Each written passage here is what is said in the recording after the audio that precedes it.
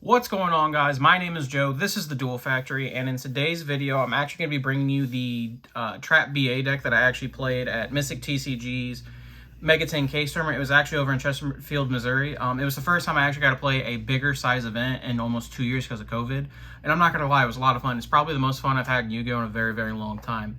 But with work, I wasn't able to actually test all the decks that I wanted to before I went and played, so I played something that I knew. And BA is definitely a deck I knew because I played it a lot, especially in like 2015, and then throughout the years, just putting it together out of luck. Not out of luck, but just wanting to play Dante and stuff like that. And I also got the new Field Center from Stay Classy LLC, which I'm not going to lie to you, after it was pointed out to me, Long Leg Dante does kind of creep me out. But I'm going to go ahead and get into the list and show you what I played. I actually did very, very well at the event, surprisingly. I played 5 trap decks and then a Dragon Link deck, and then my top 8 match, I played a Virtual World. The Virtual World matchup, I punted away, so it is what it is. But I'm going to go ahead and get into the deck profile and show you guys what I played. So for the honorary BA monster, we are playing 2 copies of Tour Guide of the Underworld. It is weird not playing 3 of this card. But after like playing it a little bit, and especially after playing it at this event, I think Tour Guide, and I hate to say this, I think it's the worst card in the deck. Mainly because it loses to every single form of interruption. But you need something to search off Skarm after the turn 1 to be able to keep playing the following turn, because it's Trap BA, so you're not playing like a ton of level 3 extenders. So you need a way to be able to play is the big thing. So I think the ideal number for Tour Guide in this deck, which is crazy to say, but I think it's 1, so I think I'm gonna cut it down to 1 after this. And again, we're playing Trap BA, so for the supplemental Fiend engine, I should say, we are playing 3 copies of Fiendish Rhino Warrior. This is probably one of the better cards in the deck. I think it's the ideal normal summon, but I use that term very loosely because it can lose to cards like Imperm and whatnot. But it does supplement your BA engine, and it also it has a blanket protection effect, but also being able to send any Fiend from your deck to graveyard is actually really, really huge. And being able to summon it off Tour Guide and then mill and like say hit like you have Seer, but then you also hit like Graph or something like that, it just ensures like certain cards go through. So we're playing 3 of that currently. For the BA monsters themselves, we're playing 3 copies of Skarm. Not much to say there. You just want to be able to search all your monsters during the end phase, especially for your discard outlets. 3 copies of Graph. He's probably the best one. Being able to summon from the deck's insane. Not much to say there. He was at 1 for a reason for a long time. For the 2 of BAs, I am playing 2 Seers. I'm not playing 3. Seer's arguably a really, really good BA card, but it's not one you want to open in your turn 1 hand. You really want to be summoning this off of Graph, and you want to be sending it off like Beatrice and stuff like that, and you play the second copy in case the first one gets banished. Is realistically why you play 2. I am playing 2 copies of Farfa. This is the perfect number. I wouldn't change anything about that. And then for your 1 of BAs, I am playing 1 Libic. There were a couple games that if I had a second Libic, I think I would have won not won the match, but won the game and won the match faster. So I think in an updated list, I'm going to play a second Libic. But yeah, the card's really good. Being able to summon your BAs and negate their effects is actually really good. 1 copy of Alec. This came up a couple times, so I think 1's the perfect number. And 1 copy of Barbar. You need to be able to finish out games, and Barbar lets you do that, because sometimes it's really hard to put damage on the board with this deck. And then on to the non-BA cards that aren't Fiendish Rhino Warrior Tour Guide. I'm playing 1 copy of Absolute King Backjack. Being able to send this off your Beatrice and like stack your deck legally is actually really, really big. I think I might play more copies of it, but I'm not entirely sure on that one. But the 1 was perfectly fine for me this event. And then I made a mistake, and I am playing the Dragoon package in this deck. I'm just going to be 100% honest with you on that one. So the 1 copy of Red Eyes and the 1 copy of Dark Magician. After playing this in an actual event, you don't actually need this. It's actually more of a hindrance. A lot of the times, my turn 1s, I would not go Dragoon Beatrice, but I would go Beatrice Masquerena, because I didn't want my opponent knowing I played the Red Eyes Dark Dragoon package. And then he would usually only come out game 1 if I was using it to finish off the game. Now, if they didn't see it game 1, I would keep the package in, especially like if I lost game 1 and if I drew into like a floodgate or something like that, or something I wanted to protect, such as like a strike or like Dynamiscus or something like that, something like impactful, I would make the Dragoon then, and then my opponent would have to deal with it in the following game. But after they saw the Dragoon package, it came out of my deck every single time. The 1 Red Eyes Fusion to accompany it, and then the only other spell card I play is 1 copy of Called by the Grave. In this deck, it's really good because I'm not playing any sort of hand trap or anything like that, so my more or less my Called by the Grave is never dead, I want to say, or it's never a hindrance because it's not stopping any of my cards unless I randomly play the mirror match, which would be kind of wild, not gonna lie to you. But Yeah, it was a super high impact. It also doesn't lose the red reboot, so it's a trap card that doesn't lose to that specific card. So there's that. It also ensured like my graphs and stuff resolved. And then on to the actual like best part of the deck, the trap cards. Like, I can't believe I'm saying that, but like you want to see your purple cards. Like the BAs protect your trap cards, and then your trap cards are gonna be very high impact. So the only counter trap I played, which was 3 copies of Solemn Strike. This is probably the best trap card in the game. If I had to take a wild guess, like it was just every time I saw it, it was really good. It's high impact. It's good going second. It ensures cards like Tour Guide and stuff like that resolve because it can stop pesky hand traps other than Infinite and Permanence. Like the card just does a lot. 3 copies of Torrential Tribute. This is probably one of the better cards in my deck because it actually like works very, very well with my BA monsters. Now, I did play against 5 other trap decks in my Swiss round, so this card actually wasn't that great for me in the event. But the Dragon Link player, this card was an absolute blowout, so that card's really good. The second best trap card was Ice Dragon's Prison. There was a lot of times I played this, and this was really good in the Eldritch matchup. Just getting rid of their Golden Lords and making their trap cards blanks is really, really good. And then for the rest of the traps, 3 Dynamiscus. This deals with a lot of problem cards that your deck has a hard time dealing with. It's also, if you run into it, it's also a mine out. Keep that in mind. And then we're also playing 3 copies of Feign Griefing. This card is very, very good and very high impact. The problem for me was it wasn't as good as I wanted it to be because I only played... it was really good in the Eldritch matchups, taking their Golden Lords away from them. That was really, really high impact right there. But like against Altergeist... it was not very good. I'll be 100% honest with you there.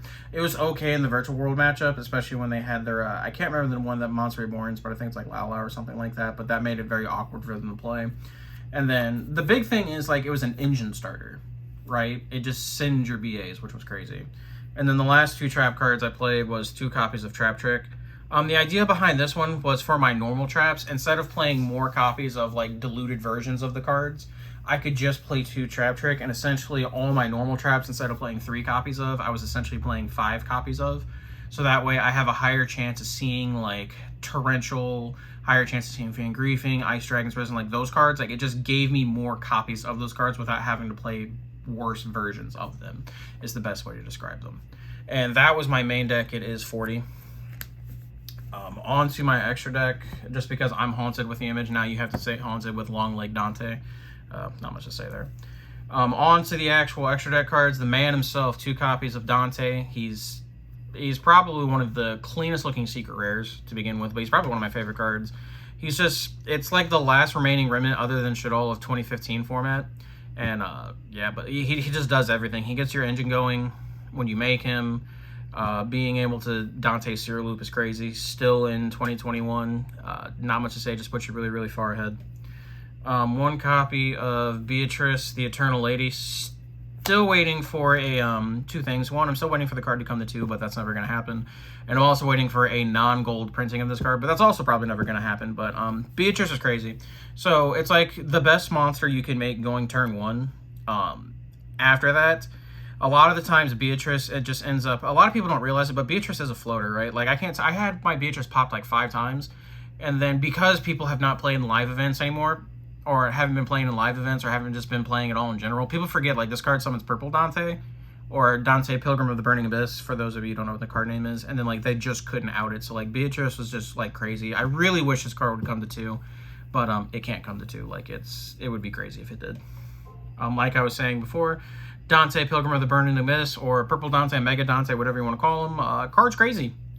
People forget he rips cards out of hand when we leave the field, and I ripped a lot of cards out of people's hands, and it cost them the match right there. To the extra deck monsters that are not BA and are still XYZ, we are playing 1 copy of Fortune Tune. So in this event, I was citing Dimension Shifter, and the idea behind this was I was forced to go second. This was a monster I can make that's not named Dante. That can still attack. It can't be destroyed by card effect. When it would be destroyed, you could just detach. It also has a life point gaining effect, but that doesn't really matter because most of the time this card's not getting destroyed. But the big thing was you could make it, you could attack into a defense position monster, and then you could put Downward Magician on top of it, and then to follow it up, you put the Zeus on top of it. So you could still make a 4 material Zeus, and you had 2 materials that you could detach that would not be hindered by Dimension Shifter. So that way you would Dimension Shifter, your opponent would either play through the Dimension Shifter or force a pass. You would make your Zeus, detach the 2 materials that aren't affected by it, and then you could essentially banish all the problem cards that your opponent had on the field off the field with Zeus, and then as your turn rolls by, if you need to go back to do it again, you're no longer under the shifter effect. You could detach the 2 BAs that are underneath of it, because that's usually how you're going to make it, and then you would be able to continue playing from there. So this, and I summoned this card like 4 times. Every time I summon it, it resolved. It was super high impact.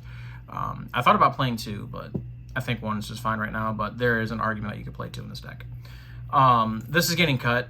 After this, I did play the 1 copy of Red Eyes Dark Dragoon. What I will admit is in the deck building process, because I decided to play this and the copy of Verte Anaconda, I could not find the room for cards like Topologicus Bana, which I actually really need, because again, I played 2 Eldritch matchups, and that matchup is, I played 3 Eldritch matchups, and that matchup is really hard to win without that card with this deck. I won 2 out of 3. The third one, if I had Trisbania, I think that actually like makes the difference, and I would have been 3-0 against Eldritch. But yeah, the idea of this card is it's really ignorant with trap cards back behind it, but since I'm playing the BA deck, like your BA monsters kind of facilitate that need. So that's getting cut along with the Bird of Plant Verde Anaconda, like it was just necessary. And then for the rest of the Link monsters, 1 copy of Gravity Controller. You play this because when you open any BA that's not named Graf or Rhino, and you open Seer, you still want to be able to make Beatrice turn 1. So the play is you special summon the other BA out of your hand and normal summon the Seer, and then make Dante in your extra monster zone. And then you turn the Dante into a Gravity Controller, and then the Seer will trigger, and then obviously the Dante will trigger too, so you get your Seer Dante loop going. And then you could discard the Seer to summon your Beatrice, so you can still end on a Beatrice turn 1. And that's with any BA monster not named Graf or Rhino, and opening Seer. So that's the only reason we really play it. IP Masquerade, most made monster in my extra deck other than Dante and Beatrice. It's your turn 1 card, like it's really good. You play a Cherubini for Link Climbing. Card's really good. Card that I wanted to make room for, and I did make room for, that was actually really important, was Nightmare Phoenix. I see a lot of people not playing the card, and I ran into Rivalry of the Warlords 3 times, and all 3 times I was able to make Phoenix and out it, because everything's Fiend, so you need to play this card. Like, I'm not joking, like, it's necessary in this deck. The 1 copy of Unicorn, most made monster off of Masquerena, and then I opted to play Boral Sword Dragon this event instead of my Access Code Talker. But after playing this event, I think we're going to cut this for the Access Code Talker. Beatrice and Access Code Talker's game, so that's probably why we're going to change it. And then we're also probably going to make, like I said, we're going to cut the Dragoon, we're going to cut the Verte, and we're just going to make room for the, what's it called? We're going to make room for Topologicus Bana for sure. And I'm either going to play another generic Link for, like, Appaloosa or something like that, but I'm not 100% sure. But that, ladies and gentlemen, was my Trap BA deck. Tell me what you guys think in the comments section below.